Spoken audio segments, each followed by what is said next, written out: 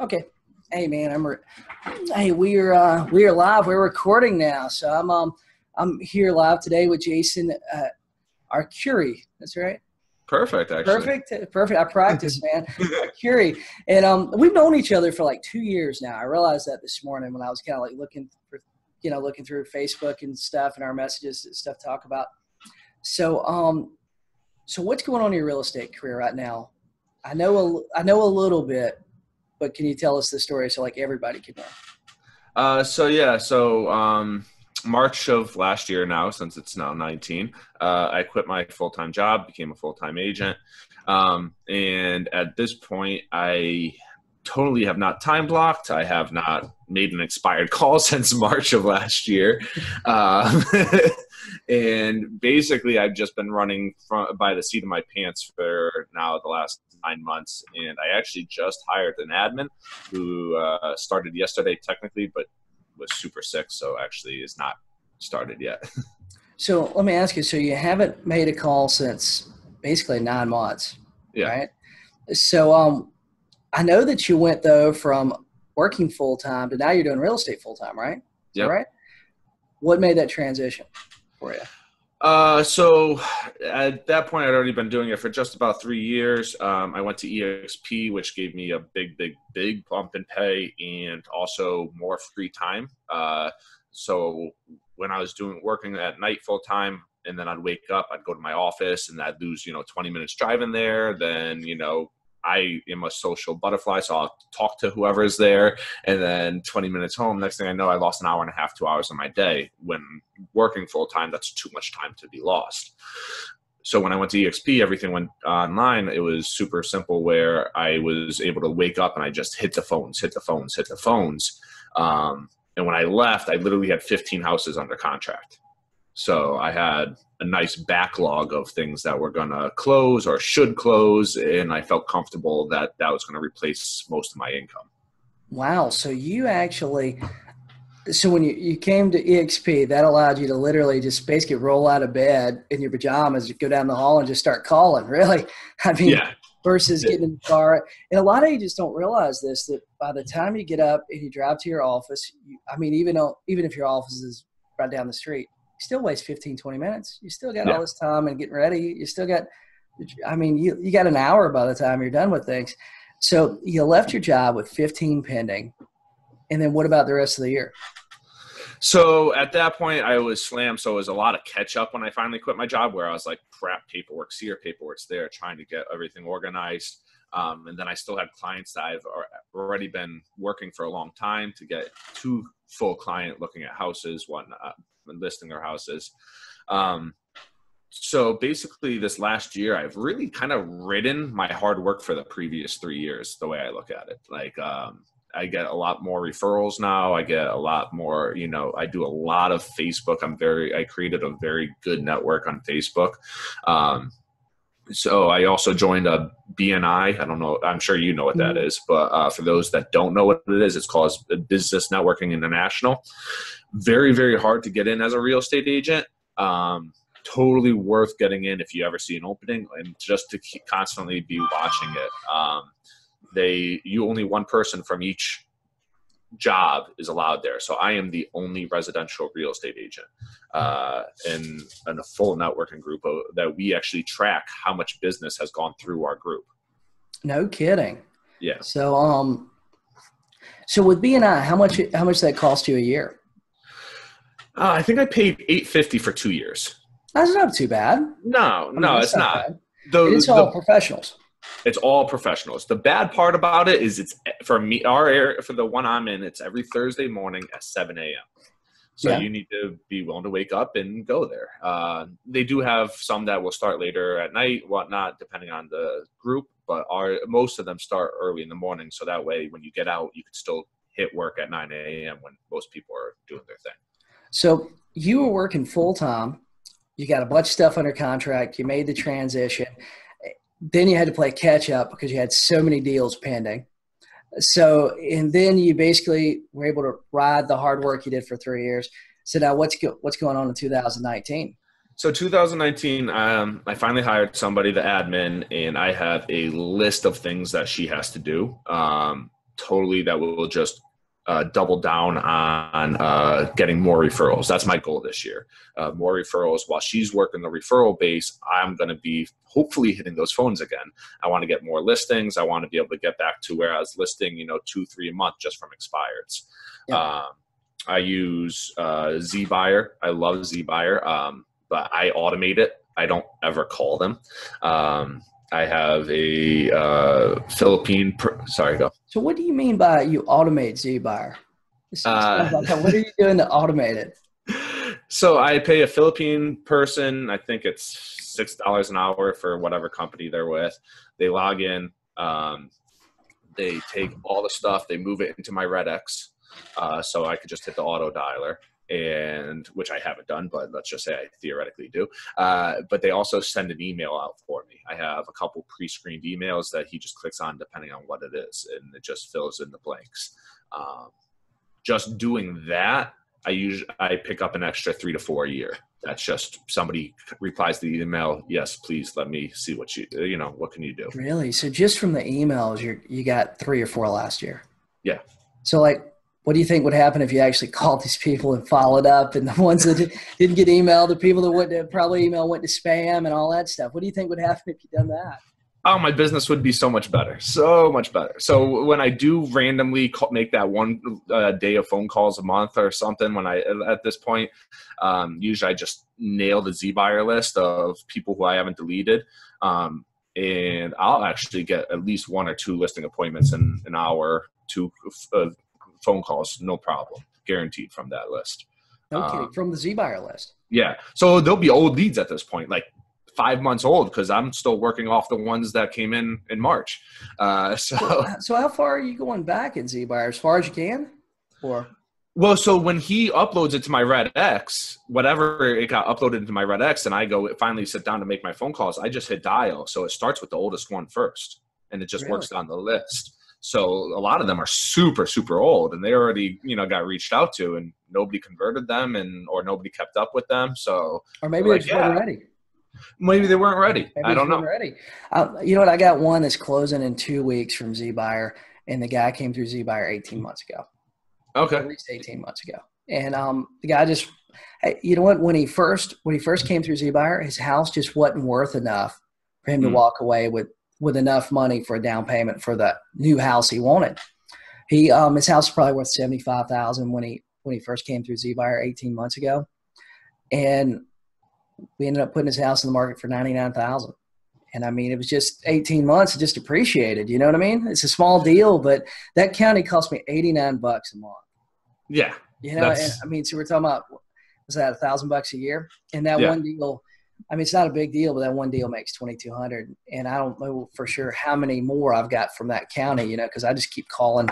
The old one stuff too. So what's your now? You said that you got this VA. What have you narrowed it down? What your VA is going to do for you? Well, no, the VA just does that RedX. Okay, well, I'm an assistant. I'm sorry. So I actually have a full-time admin that's coming into my house, and I'm going to teach her the paperwork. She's getting licensed as a real estate agent, so she can legally do everything. She's going to be doing – so I have a really awesome expired campaign that for mailers. I really love it. I don't know how I found somebody with this. So she's going to do that. I mean, the person was getting, she said about 15 to 20% of her mailers were turning into listing appointments. Wow. Is it from repetition, like the mail, or is it? No, it's really unique. It's not just, it's making sure she wrote a handwritten note saying something she loved about the house. She saw it in the pictures online and stuff like that. So it was. Oh, that's pretty cool. It was really personal. So you're like basically 100% outsourcing that to an administration person. Yes. Yep. Now, what else is that admin going to do for you? So she's going to do that.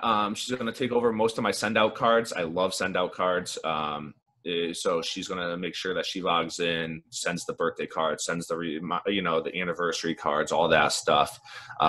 She's going to take over a lot of the stupid stuff I do in Facebook. So like I created a local group for my town.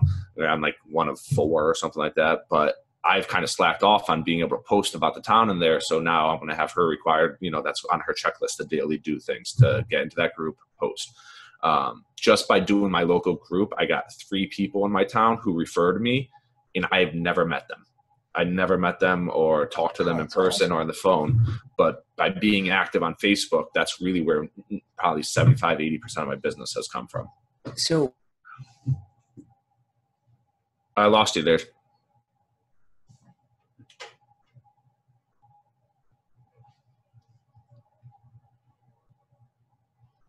Can you hear me? Give me a head yes. Not. I can't hear you at all.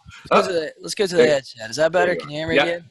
I got you. I don't know what's going on. I'll tell you about my fancy new setup, and yeah, and it's not working for me. So what's your goal in 2019? I want to sell 100 sides. Wow. And what else are you going to do? Or have you broke it down where you feel like you can get 100 sides from what you're doing? So I'm a big guesstimator. I kind of know what I've done. I know what I get. And I right now guesstimate I'll be about 70, 75. And that's without me doing the phone calls like I need to do. So once I get that, I feel I could pick up another 25 like nothing, especially now that my admin's going to be, she'll also be writing my contracts and sending out, making sure the attorneys are all on that.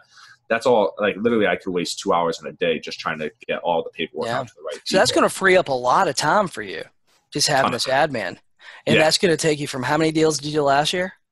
43.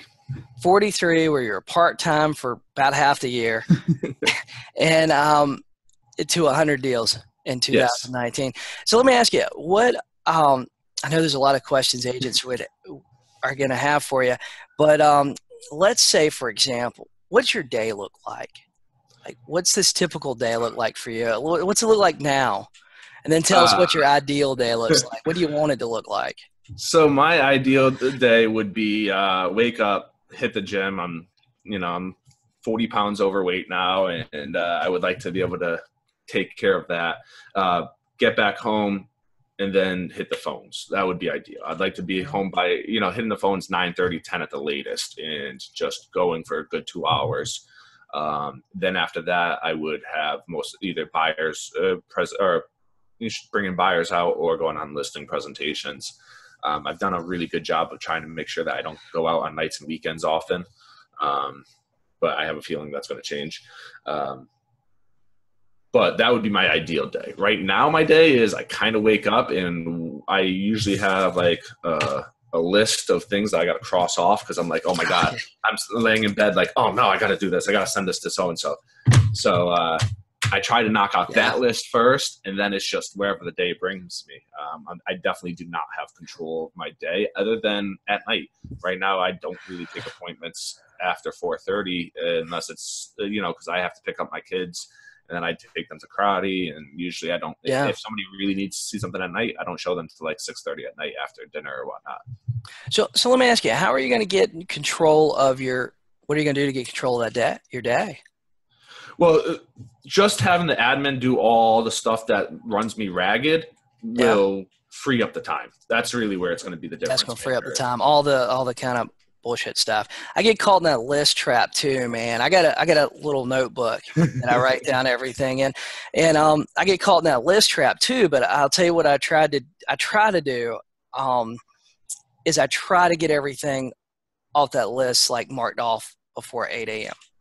Yep. Before so you wake up early then? Oh yeah, I get up like 5 o'clock in the morning, man.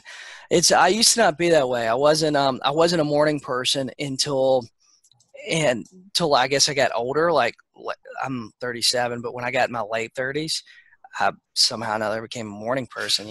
I go to bed like 11 o'clock and I get up like 5, and it's just and now I've been doing it for so long. I just wake up without the alarm clock.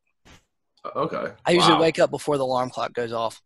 For me to sleep to like 6:30 or 7, that's like late, or I've like taken something like maybe I took a Benadryl or, something, NyQuil or something. That's about the only way I'm going to sleep like past like 7 o'clock. I just get up, man. Or like maybe we stayed up really, really late. But so your perfect day is going to be you go to the gym, then you get back home and you hit the phones. Now, when you hit the phones, who are you planning to call? Well, in the beginning, it's going to be to catch up on all the phone calls that have just backlogged. So it's going to be all these Z buyers that have been in there. So the good thing about sending all the Z buyers emails is some of them will respond saying, I didn't mean to sign up. Take me off your damn list. And it's like, all right, you already know that phone call was going to go that way. So I can literally just delete them out. So I don't even have to waste time with them. Yeah. Which is great. Are you getting how many Z buyer leads are you getting right now? Oh my God, probably 3 to 7 a day. Really? How many counties do you have? I think only 1, maybe 2. Really? Maybe 2. But ours, Connecticut only has really like 4 counties. Like it's not like our state's big, so that covers most of it. How much does that cost you? $400 a month. That's not bad for 3 to 7 leads a day. It's a better price than Zillow or a lot of these other things, and you actually get seller leads. And you've actually bought some Z buyer deals, haven't you?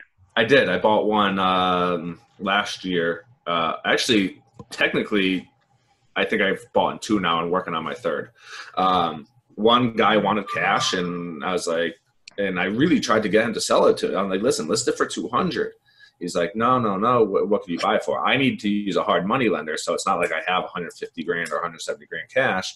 So I was like, I got to get it for 140. And finally, we agreed to 150, but he held 50 of that until I sold it. Yeah. So I ended up selling it in a month, and I ended up getting the buyer, which turns out I'm not allowed to do with EXP. So I got my hand slapped. But I sold it. I think that's a new thing. Yeah. Yeah. Yeah. So I sold it for, you can't have the buyer if you are the owner of the house. They just like, come on, that's shady. But honestly, my buyer made out like a madman because I'm like, I don't have to pay a buyer's agent. Fine. You want $2,500 for this? Take it. You want this fixed? Take it. I don't care. I just want this off my hands. Oh, of course. You're making a deal. Yeah. I don't care. Like, I want them to be happy, and I don't want anybody to come back and sue me. So there we go. Of course. So I made a quick $15K there. So that paid a couple years of Z buyer, in my opinion. And then I picked up one right now. Well, I sold one for her. It was like a $45,000 house, really bad area. She calls me up, wants to sell another one. She ended up giving it to me for 25 in the bad area, and she owner financed 20 of it, 0% interest. Oh, wow. There's some deals on there, man. I got one. This was, this isn't as big as yours, but it's just a mobile home on leased land. I called the lady. In my market, it's pretty common. We see a lot of these things, especially closer to the beach. Lady told me on the phone she wanted $9,000 for it. I said, hey, I can list it and sell it for you for $9,000 after my fees or commission, because I charge like a flat rate I charge a minimum of $2,500 on those deals. Yeah. And I got to make sure that it's worth the time that I'm putting into it. So she told me no, she didn't want to do it. And anyway, so I just kind of forgot about her. I left her on my list. I call her back like a month later. And because I knew a lot of these people have lot rent with the lease, and I know that some of them, usually a lot of them are wanting to sell because they're having trouble paying the lot rent, which is unreal because, lot rent was like $200 a month. Where can you find a place to live for $200 a month? You know what I mean? Yeah. So a month later, I call her back and I say, hey, do you still want to sell it? And she goes, yeah, what will you give me for it? And I said, well, can you tell me a little bit about it? So she tells me a little bit about it. I tell her, I said, the most I can give you is like $2,000. I probably got to do some work. Dude, I go to her house, and then I just continue to negotiate when I got there. And I ended up giving her $1,200 for it. She moves out. It's 3-bedroom, 2-bath, single-wide mobile home. It was kind of rough. Actually, after she got her stuff out, it was one of those deals where I was going, oh, shit, I think I lost $1,200. Because it was rough, man. It was rough, and it smelled bad. She left furniture in there. The furniture looked like somebody had picked it up off the side of the road twice. It was like, oh, man, I got to get rid of all this stuff too. And then they kicked in the door. And you know what? I said, hey, you know what? I'm going to throw this thing, because usually I'm only interested in renting these things, I'm only interested in the rental income with these mobile homes. So I said, you know what? This thing's rough. I'm just going to throw it on MLS. I'll owner finance it. I will literally do whatever I need to do. If I get my $1,200 back plus a commission, hey, I'm just happy with it. It doesn't affect me much. I mean, it isn't a big deal anyway. So I throw it on MLS for for $12,000. And dude, I mean, I told her that's what we could do with it. We could put it on MLS and get enough to net her 9. Dude, 3 days after it was on MLS, I got an agent calls me and she goes, "Hey, I got clients that are coming down and they want this place." And I said, "Oh, okay." Well, I felt like I ended up calling her back after our initial call because the people had kicked in the door and I'd went over there with a screwdriver. And it turned out I didn't have but one screw, so I just put one screw in the top and kind of halfway screwed another one in the bottom so the door wouldn't fall on you because the door had been kicked in. I was like, oh, shit, I probably need to tell her this. Dude, she goes over there, and she told me when she was going. I see her calling me like about – she's going to be there like 2. I see her calling me like about 2:30, and my stomach kind of sank a little bit. I was like, oh, damn, I bet this went really bad. You know, I need to figure out what to do with this thing, this headache that I probably purchased. She was calling me to see if I would sell the furniture in the house too. And my response was, hey guys, with a full price offer, I'm happy to throw in the furniture, you know, whatever's in there. And her client had me a full price offer later that day. 3 days off MLS. I told the lady though, I mean, I was really straight up and really upfront with her. She owed a little bit of back taxes on it, but I think after commissions and everything, I think I netted like $8,000 off that. If you think about that too, what's that? Basically a 7 times return. Yeah. Oh God, I mean, that's crazy.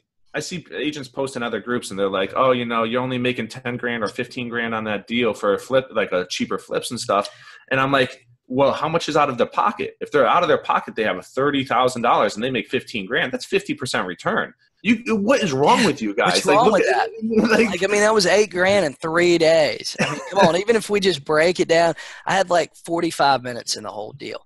You know, I see agents talking about that too, and they go, oh, well, I don't want to list anything under 300,000, under 400,000. And I go like, well, you know, the thing in my market, at least, I mean, I'm close to Myrtle Beach, South Carolina, and in my market, the $400,000 house is a little bit of a tougher sale. But if you list a house for 125 that's move-in ready, especially if it's approved for like USDA, dude, that's a guaranteed sale. You're guaranteed you're going to get paid. I mean, listen, it's nice when you get that paycheck on the 300, 400, 500. Don't get me wrong. I had a 630 last year that I was just like, oh my God, that was amazing. But I wish I could do all of them like this. But the reality is at least my business, I built off the 50K houses, the 100K houses. So now those people come back to me multiple times. They refer business to me all the time because I was willing to go out there and still go through and shut down houses that were 50K. I wasn't, you know, they're like, it's only 50,000. I'm like, no, this house is not worth it. You know, like I'll show you another 5 or 10. It's tough though, because when we start getting more money, like, so something that I did last year, which I kind of regretted, is I stopped taking as many rental listings on. They don't pay anything here. You know, the average rent is $1,000. You get, you know, if somebody brings it, you're talking $500 and you spent a lot of time on it. But one of the letters I got for Christmas was one of the people I put her rental on. She sent me a letter. She gave me a gift card to pizza. She absolutely loves me. She's very appreciative. Very appreciative. And now she throws my name out whenever she can. It's not about the money at that point because it's about the future money. Yeah, you're building the relationship, long-term relationship. My market's a little bit different. That we're such a big second home market that lots of times that relationship, when they're selling their house, they're moving somewhere else. Right. You know, that's the big thing. Or it's a home they don't ever really use here, and they're never really here. We get a lot of say the grandparents buy an oceanfront condo because, you know, their grandkids are becoming teenagers. They don't really, you know, they're not hanging. Grandma and granddad aren't really cool anymore. Grandma and granddad buy a beach condo, a condo on the beach. So next thing you know, they're down here and they're spending time with them, but that gets old after a year or two. Then they get the driver's license. Then grandma and granddad are coming to the beach by themselves. So they're ready to get rid of that, you know. So it's kind of we're kind of an interesting market. I mean, just it's so transient here. But so what would you say the average sales price in your market is? That really is so hard because that depends on town. really badly. Like we have if I go to Waterbury, the average sales price is like 120. If I go to a town called Naugatuck, it's about 185. My town, it's probably about 350. And these are all within 15, 20 minutes of each other. Yeah, that's how mine is too. It's all over the place. So I mean, my average sales price, I think I ended up at the end of the year around 200 as the average. And that's only because I had that nice 630 sale, jacked up that rate real quick. So calling expireds. You mentioned that you were calling expireds before, and you're listing 3 or 4 a month, which a lot of agents feel like if they were listing 3 or 4 a month, period, that would be amazing.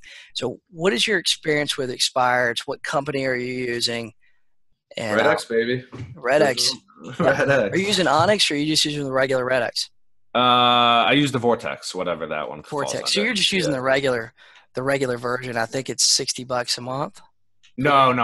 I mean, I think I pay $400 a month for. Okay, so you're using Onyx. You're using Onyx, and you guys share everything I have costs $400 a month. I can't get away from this $400 a month thing. $400 a month. I understand, man. But, sometimes you start looking at your CRM and start looking at all this random stuff, and it adds up quick if you're not careful.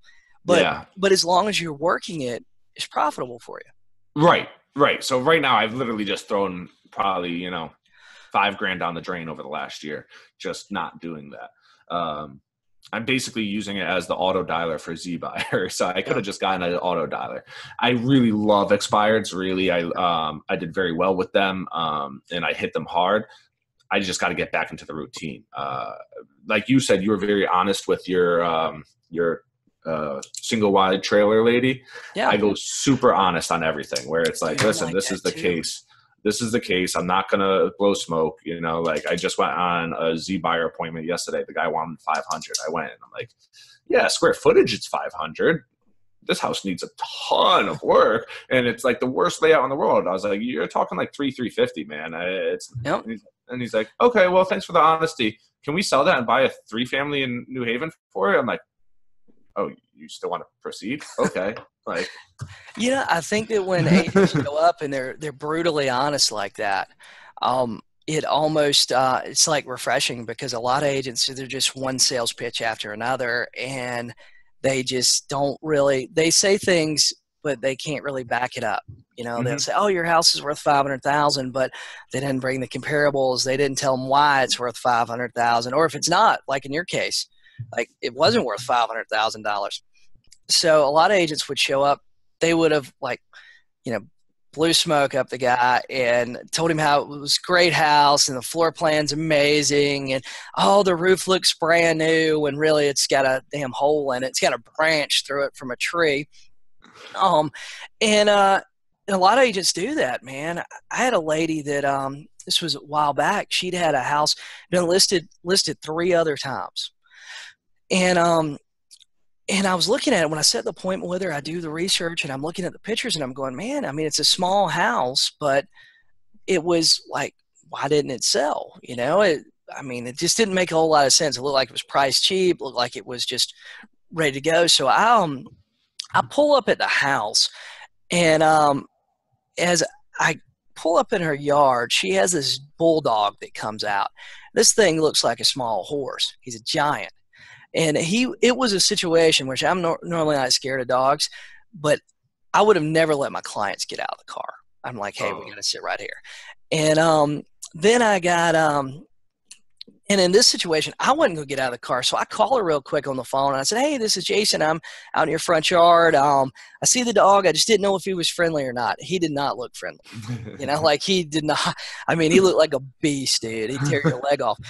So I go in the house, and this giant dog walks behind me with a partially deflated basketball, bumping me in the back of the leg. And in the meantime, I'm stepping over dog poop that is enormous, right? In the house. And the house wasn't bad. It wasn't a bad little 3-bedroom, 2-bath house. It was on a decent lot and it was really affordable, and she wanted a real reasonable price for it. And I asked her, I said, well, what's been happening with the showings that you get? And she goes, oh, well, people pull up in my yard and then they just leave. And it hits me all of a sudden. I said, well, the reason they're leaving is because of this big dog you got. And the other reason is if they come in the house, they got to step over piles of dog shit, you know? And I was just brutally honest with her. I said, hey, you know, this is what I think's happening. And I told her about the dog situation, and I said, you know, and you know, you've got dog poop in your floor. You know, sometimes it's uncomfortable. You know, I still feel like, especially when it's a little bit older people and stuff, and you got to say like, hey, you know, you got dog poop all over your house. It smells really bad in there. You know, sometimes it's an uncomfortable conversation, you know, but hey man, you know what? She figured out something to do with the dog when people would come. She cleaned up the dog poop in her house, and we had a contract like in 3 weeks, and I listed it for the same price it had been listed for before. And that was the thing that was holding it back. And the previous agent just never said, hey, look, this dog's a problem. And I see a lot of expireds like that, though. I had another one that I listed. This was a while back, and the lady's describing it to me on the phone, telling me about all of her new stuff, all the granite countertops, all this fantastic stuff she's got in her house. And I'm looking at the pictures, and I said, you know, I'm looking at the pictures, and I don't see the crown molding in the living room. And finally, she goes, well, it's there. And she swore up and down, you know, it was there before the last agent, you know, listed it. And then finally I said, is your bedroom wall green? She goes, no. And I realized the agent uploaded the wrong pictures. You know, the price isn't always the reason why expireds expire, you know. Sometimes, hey, and sometimes the agent's just a jerk and nobody wants to deal with him. Everybody's got that agent in their market that's like, oh, God, I got to deal with John Smith, you know, and he's a jerk, and I'm gonna try to find another house down the street to show my client. You know? Yeah. I mean, everybody's got that agent in their market. Oh, dude, that's what people like. They're like, oh, well, you know, you're still obligated to show the house. Oh, I'm obligated to show the house. But if there's another house that's equivalent, I guess which one I'm pushing for. Yeah, exactly. You know, and a lot of agents don't realize this either. When they reduce the commission on the buyer side, that same thing happens. You know, we see a lot of agents in my market that try to get away with, they want to reduce the commission, and then they want to reduce the buyer side commission too, the 2 or 2.5%. And when everything similar is, you know, 3%, and it's not really a fixed rate, but I mean, it's just human nature. Like, hey, you're going to make a little bit more for the house across the street, and the one across the street might be a little bit nicer. So which one are you gonna put a little extra on it when you're talking to your clients, when you're walking through? Exactly. Oh yeah, you know, a 2.5% listing. Sometimes you might be going, hey, you know, the kitchen cabinet's kind of beat up. One across down the road's nicer. You know, I see agents do stuff like that. You know, but especially when most agents are literally living for that next deal. You know, of course. They need, especially, you know, I mean. You know, 100,000, I think that 0.5% doesn't make a huge difference. But when you're talking 2 or 3, like it starts kind of adding up real quick. Yeah. Yes, sir. So, man, I got like 2 minutes left here. Do you want to tell everybody what markets you work, how to get in contact with you? This is going on YouTube. So, I mean, do you want to tell them what to do if they get a referral or? Yeah, no, I live in Southbury, Connecticut. So that for most people will be known between Danbury and Waterbury, Connecticut. You can reach me at 203-910-7602 or Realtor Arcuri, which is ARCURI @gmail.com. I'd love to work with your clients. I do a lot of referrals. Actually, all my clients right now are all referrals. It works out very well, and I love working with people that generally have that same mindset. Awesome, man. And dude, for all the part-time agents out there wanting to go full-time, what's one thing you can share with them that would help them do that? So if you want to go full-time, I have 3 recommendations for you. 1, throw shit at the wall till you find what sticks. Everything works. Not everything works for everybody. Find what works for you. For me, it was expireds. It was Z-Buyer. It was online. Some people like to talk to their sphere of influence. Never worked my sphere of influence. But doesn't mean it doesn't work. Do everything you can. I say pick 5 things that you like, that you read online. Try 5, narrow it down to 3 by the end of the month. Then narrow it down to 2 and focus on those 2 and then start working back up. What else? Shoot, I think I'm going to forget the rest of this.